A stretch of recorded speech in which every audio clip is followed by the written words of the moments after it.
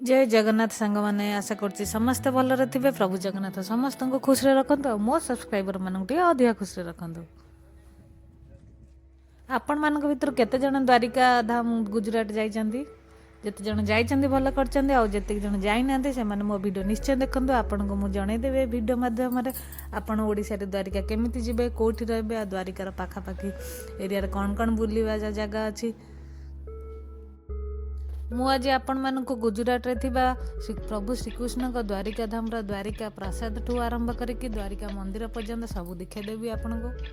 Last ଯାଏ video ଦେଖନ୍ତୁ, ଆପଣ ବହୁତ କିଛି ଦେଖିବେ। ରୁକ୍ମଣୀ ମନ୍ଦିର, ଗୋପୀ ତାଲାବ, ବେଟ ଦ୍ୱାରିକା ବହୁତ କିଛି ବୁଲେଇ ଦେଖିଦେବି। ଭୁବନେଶ୍ୱରରୁ ଦ୍ୱାରିକା ଯିବାକୁ ଚାହୁଁଥିଲେ ଆପଣମାନେ Okha Puri express direct train ଚାଲିଛି ଯାଇପାରିବେ, ନହେଲେ ପୁରୀ ଅହମ୍ମଦାବାଦ ଟ୍ରେନ୍ରେ ଯାଇପାରିବେ, ନହେଲେ ଆପଣ ଭୁବନେଶ୍ୱରରୁ ଅହମ୍ମଦାବାଦ ଫ୍ଲାଇଟ୍ କରିକି ଅହମ୍ମଦାବାଦରୁ ଦ୍ୱାରିକା ଟ୍ରେନ୍ କରିକି ଯାଇପାରିବେ। ଆମେ ବ୍ରହ୍ମପୁର ଓଖାପୁର ଏକ୍ସପ୍ରେସ୍ ଧରି ସିଧା ଯାଇ ପହଞ୍ଚି ଯାଇଥିଲୁ ଦ୍ୱାରିକାରେ। ଓଖାପୁର ଟ୍ରେନ୍ଟା ମାତ୍ର ୱିକ୍ରେ 2 ଦିନ ଯାତ୍ରା କରୁଛି। ଆମେ ଦ୍ୱାରିକା ଷ୍ଟେସନରେ ପହଞ୍ଚିଲା ପରେ ଅଟୋବାଲା ଆମକୁ ସିଧା ତାର ଗୋଟେ ଚିହ୍ନା ହୋଟେଲକୁ ନେଇଯାଇଥିଲା। ସେଠି ଆମେ ରହିଲୁ 2 ଦିନ, ତାପରେ ବୁଲାବୁଲି କଲୁ ଆରାମସେ।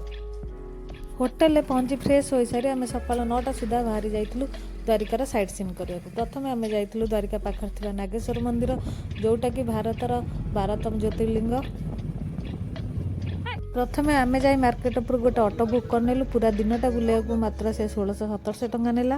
ଆପଣ ଚାହିଁଲେ ଟ୍ୟାକ୍ସି କରିକି ବି ଯାଇପାରିବେ। ପ୍ରଥମେ ଆମେ ଗଲୁ ନାଗେଶ୍ୱର ମନ୍ଦିର, ଯେଉଁଟାକି ଦ୍ୱାରିକାଠୁ ମାତ୍ର 30 କିଲୋମିଟର ଦୂରରେ ଅବସ୍ଥିତ।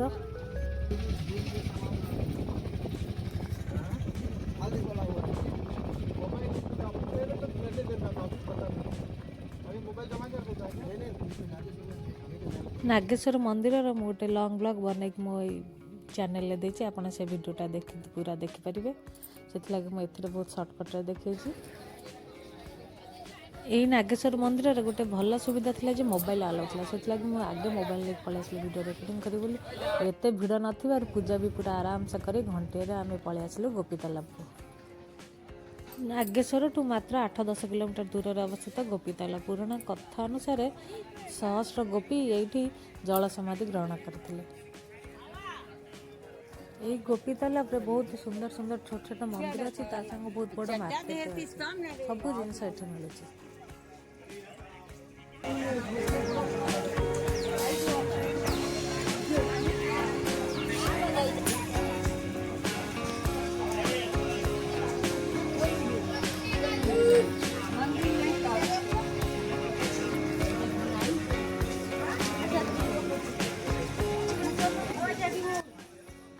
अरे चल आगे मंदिर बुलाबुली करके आसवा, तापर किणाकिणी करवा। चल आगे मंदिर को ଯିବା।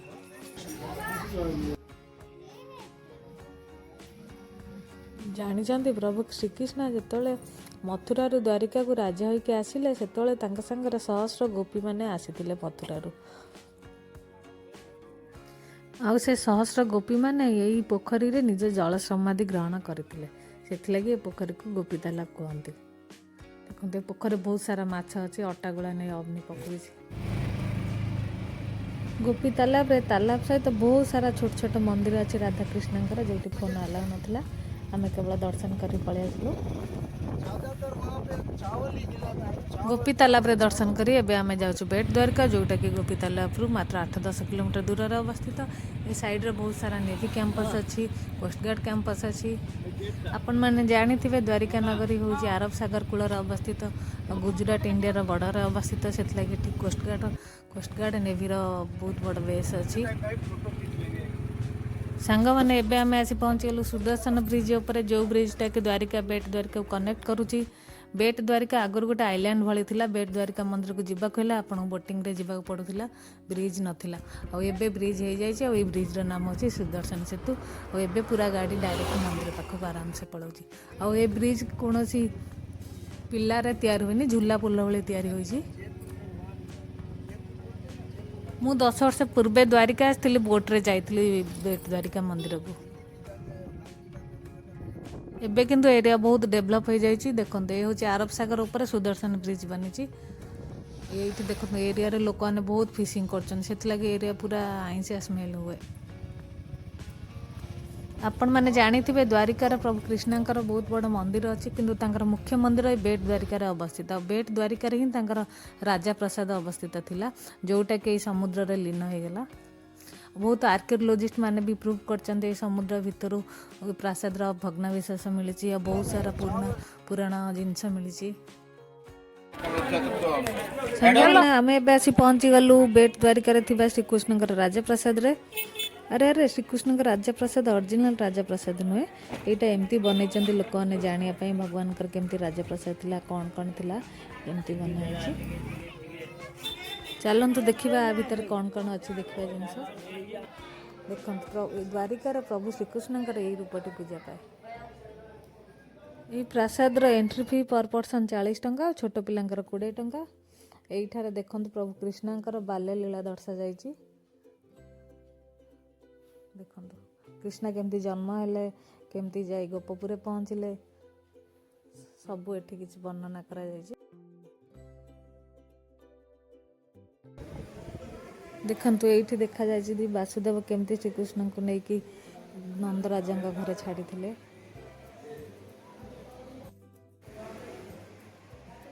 आम भारत में कौन से एमती लोक ना जे श्रीकृष्ण को बाल्य लीला जानी नथिबा मु बुझे भी कौन छोट पिलाटे के भी पचारे से कहीदेव कृष्ण कौन कौन करथिले।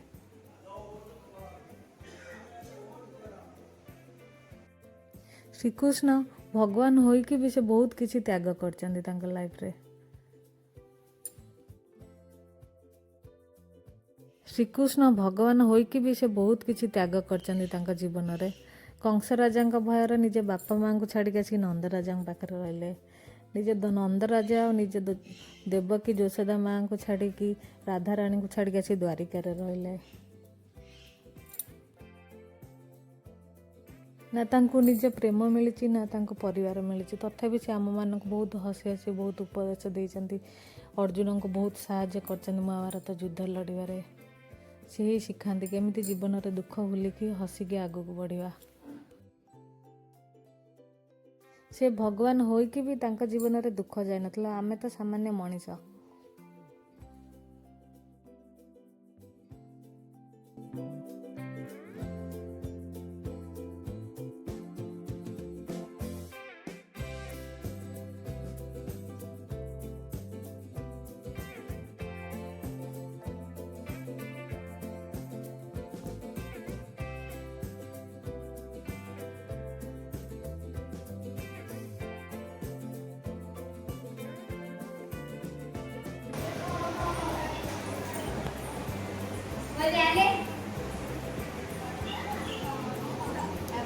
काय होता खबरच बनायत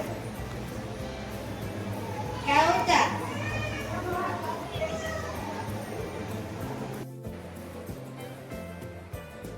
अरे चल जीवा यार चली चली थकी गली ना मुझे बसी जाओ तुम सब बुलिक आस।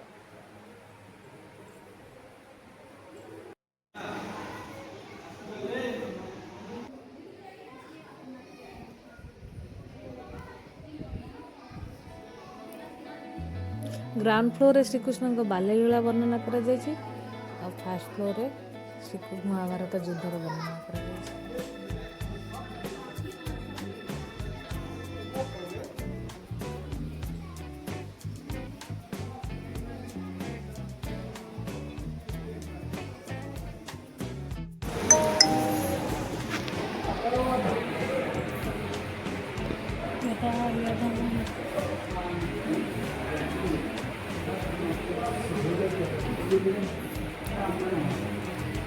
गरम मसाला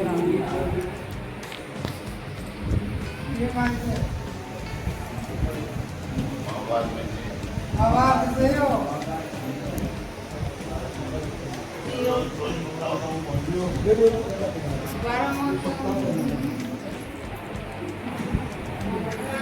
एठू बुलाबुली कर सारी आम पलैलु श्रीकृष्ण का मुख्य मंदिर देखा जोटा कि बेट द्वारिकार अवस्थित जो फोन बिल्कुल माने स्ट्रिक्टली अलाउ ना फोन पर्स डिपोजिट करी आम मंदिर भीतर गलु आराम से दर्शन करी पलि आसलु रुक्मणी मंदिर बुलिया।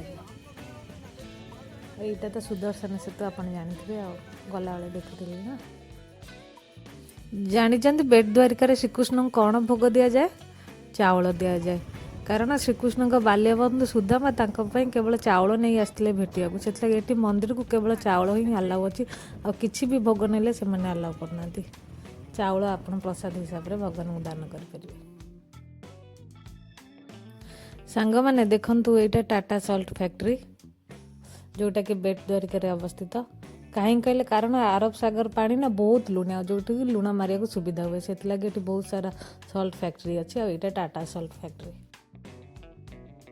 ବେଟ ଦ୍ୱାରିକା ବୁଲି ସାରି ଆମେ ସିଧା ପଳେଇ ଆସିଲୁ ରୁକ୍ମଣୀ ମନ୍ଦିର ବୁଲିବାକୁ। ରୁକ୍ମଣୀ ପ୍ରଭୁ ଶ୍ରୀକୃଷ୍ଣଙ୍କ ଉପରେ ରାଗିକି ଆସିକି ଏଇଠି ନିଜେ ଅଲଗା ରହୁଥିଲେ। ଜାଣିଛନ୍ତି, ଏଇଠି ସମସ୍ତେ ମାତା ରୁକ୍ମଣୀଙ୍କ ନାଁରେ ଜଳଦାନ କରନ୍ତି। ତାପରେ ଆମେ ରୁକ୍ମଣୀ ମନ୍ଦିର ବୁଲି ସାରି ପଳେଇ ଆସିଲୁ ଦ୍ୱାରିକା ମନ୍ଦିର। ଦେଖନ୍ତୁ ସାଙ୍ଗମାନେ, ଦ୍ୱାରିକା ମନ୍ଦିର ପାଖରେ ନା ବହୁତ ବଡ଼ ମାର୍କେଟ ଅଛି। ଏଠୁ ଜେଡ୍ ଏଠି ସବୁ ମିଳେ। ଆପଣମାନେ ଜାଣିଥିବେ, ଆମ ଭାରତରେ ଥିବା 4 ଧାମ ଭିତରୁ ଦ୍ୱାରିକା ଧାମ ଅନ୍ୟତମ। ଆଉ 4 ଧାମରୁ 3 ଧାମ ହେଉଛି ପ୍ରଭୁ ନାରାୟଣଙ୍କର, ଆଉ ଗୋଟିଏ ଧାମ ରାମେଶ୍ୱରମ ହେଉଛି କେବଳ ପ୍ରଭୁ ମହାଦେବଙ୍କର। ପୁରାଣ ଅନୁସାରେ ପ୍ରଭୁ ନାରାୟଣ ବଦ୍ରିନାଥରେ ଜଳଖିଆ କରନ୍ତି, ଆଉ ଆମ ଜଗନ୍ନାଥ ମନ୍ଦିରରେ ମଧ୍ୟାହ୍ନ ଭୋଜନ କରନ୍ତି, ଆଉ ରାତିରେ ଦ୍ୱାରିକାରେ ଖାଦ୍ୟ ଗ୍ରହଣ କରନ୍ତି। ସବୁଆଡ଼େ ପ୍ରଭୁ ନାରାୟଣଙ୍କୁ ଶୁଖିଲା ଭୋଗ ଅର୍ପଣ କରାଯାଉଥିବା ବେଳେ କେବଳ ଆମ ଜଗନ୍ନାଥ ମନ୍ଦିରରେ ପ୍ରଭୁ ନାରାୟଣଙ୍କୁ 56 ଭୋଗ ଅର୍ପଣ କରାଯାଏ। ଆପଣମାନେ ଜାଣିଥିବେ, ପ୍ରଭୁ ଶ୍ରୀକୃଷ୍ଣ ଦ୍ୱାରିକାର ରାଜା ଥିଲେ। ସେଥିଲାଗି କୃଷ୍ଣଙ୍କୁ ସବୁବେଳେ ରାଜା ବେଶରେ ସଜାଇ ରଖାଯାଏ, ଆଉ ଏହି ମନ୍ଦିରରେ ମଧ୍ୟ ପ୍ରଭୁ ଶ୍ରୀକୃଷ୍ଣ ରାଜା ବେଶରେ ପୂଜା ପାଆନ୍ତି। ଆପଣମାନେ ଯଦି ଦ୍ୱାରିକା ପ୍ଲାନ୍ କରୁଛନ୍ତି ଆସିବାକୁ, ମୁଁ କହିବି ଏତେ ଟଙ୍କା ଖର୍ଚ୍ଚ କରିକି ଆସିବେ। 2 ଦିନ ନିହାତି ଟାଇମ୍ ରଖନ୍ତୁ ଦ୍ୱାରିକାରେ ବୁଲିବାକୁ। ଗୋଟେ ଦିନ ଦ୍ୱାରିକାରେ ସାଇଟ୍ ସିନ୍ କରିବେ, ଆଉ ଗୋଟେ ଦିନ ଦ୍ୱାରିକା ମନ୍ଦିର, ଦ୍ୱାରିକା ପାଖ ଏରିଆରେ ବୁଲିବେ। ବହୁତ ସାରା ଜାଗା ଅଛି, ଛୋଟ ବଡ଼ ଜାଗା ବହୁତ ସାରା ଜାଗା ଅଛି ବୁଲିବାକୁ। ମୁଁ ଏଇ ଦ୍ୱାରିକା ମନ୍ଦିରର ଆଉ ଗୋଟେ ଲଙ୍ଗ୍ ଭିଡ଼ିଓ ଅପଲୋଡ଼ କରିଛି ମୋ ଚ୍ୟାନେଲରେ, ଆପଣ ସେଇଟା ଦେଖନ୍ତୁ। ଲୋକ କହନ୍ତି କଟକରେ 52 ବଜାର 53 ଗଳି। ମୁଁ ଭାବୁଛି ଦ୍ୱାରିକାରେ 100 ବଜାର 200 ଗଳି ବୋଧେ। ବହୁତ ଗଳି, ଏତେ ଗଳି ମାନେ ଆପଣ ହଜିଯିବାର ବହୁତ ଚାନ୍ସ ଅଛି। ଆମେ ଆଜି ଦିନ ସାରା ବୁଲି ବୁଲି ବହୁତ ଟାୟାର୍ଡ଼ ହେଉଛି, ସେଥିଲାଗି ଖାଲି ଭଗବାନଙ୍କ ଆରତି ଦେଖିକି ପଳେଇଲୁ ହୋଟେଲରେ ଶୋଇ ବୋଲି। ତାପରେ କାଲି ସକାଳୁ ଆସି ଗୋମତୀ ନଦୀରେ ସ୍ନାନ କଲୁ, ପୁଣି ଭଗବାନଙ୍କ ଆରାମସେ ଦର୍ଶନ କଲୁ, ଆଉ ପାଖରେ ଛୋଟ ଛୋଟ ମନ୍ଦିର ଯେଉଁ ଜାଗା ସବୁ ବୁଲିକି ରାତିକି ପଳେଇଥିଲୁ ଅହମ୍ମଦାବାଦ। ଆପଣମାନେ ସେ ଭିଡ଼ିଓ ଦେଖିଲେ ନିଶ୍ଚୟ ଜାଣିପାରିବେ। ହଉ ସାଙ୍ଗମାନେ, ଜୟ ଜଗନ୍ନାଥ, ଜୟ ଦ୍ୱାରିକାଧୀଶ।